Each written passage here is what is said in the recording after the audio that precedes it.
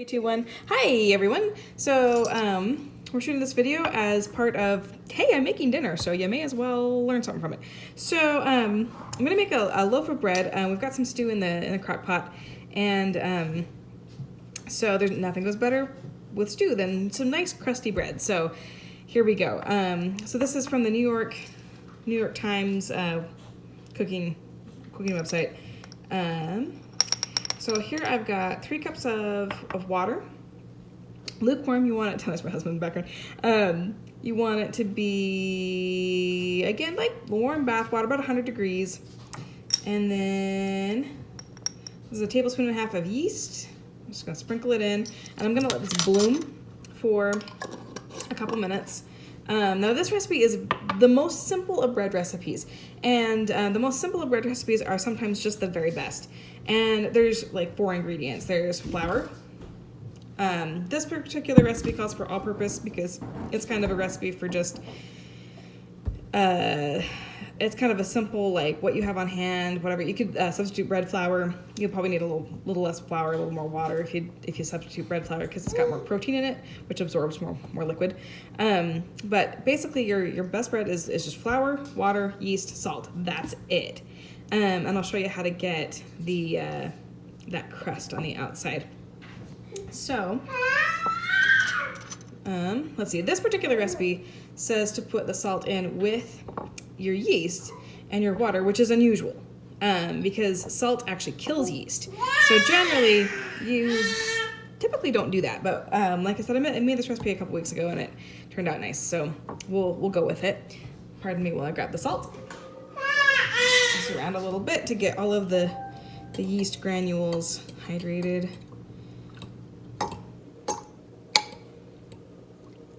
When you're using yeast, when you put it in the water, you want to see some foaming action start right away. Because if not, it means your yeast is dead. And dead yeast does not rise. If you really want to be fancy, you can actually start growing your own yeast at home by mixing flour and water and leaving it loosely covered with like a cheesecloth or a tea towel. Or like a flour sack towel, and just catching natural yeast from the air.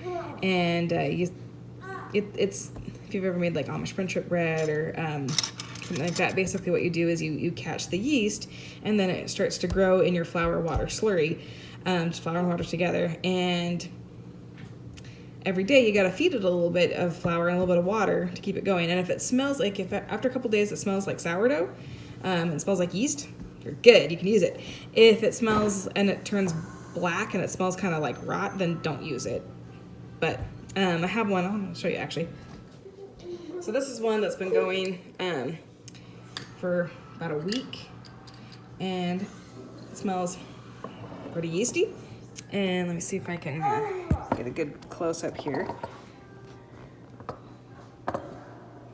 There's the bubbles, you want it to bubble up. And it's not quite ready to make bread with yet. I need to feed it for another couple days in order for it to have enough yeast in there to let it rise. I could actually make bread with it. I would just have to let the bread dough proof for about 15 hours. So, you know, overnight you can do that. But I'm gonna put this back.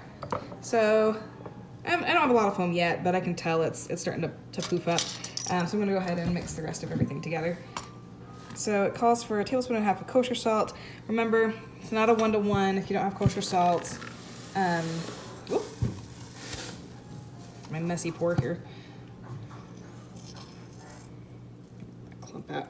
And also remember, well, different types of kosher salt have different methods of making it kosher salt. It's not actually, there's nothing that makes it kosher particularly, except that this is the kind of salt that is used for making meats kosher. So it's about a tablespoon and a half. Okay.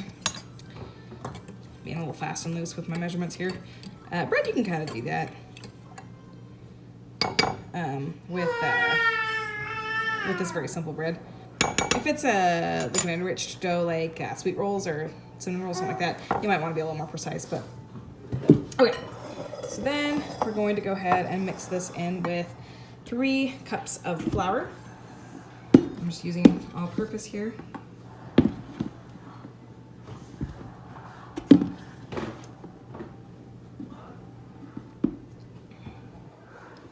And I'm gonna go light on the flour. I like my doughs kind of loose. Whoop. Okay.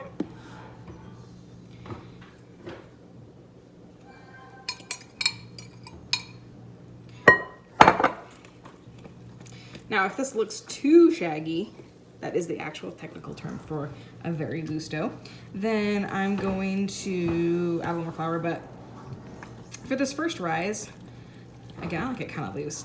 This is gonna be kind of a denser, like I'm not gonna knead this a whole lot. Yeah, I think I need a little more flour. So it's gonna be the kind of bread with like kind of big holes in it. And remember, every batch of wheat of flour is a little bit different as far as how much protein is in there. And the protein content of the flour, I mean, it's just based on, like, first of all, what breed of wheat it is. Second of all,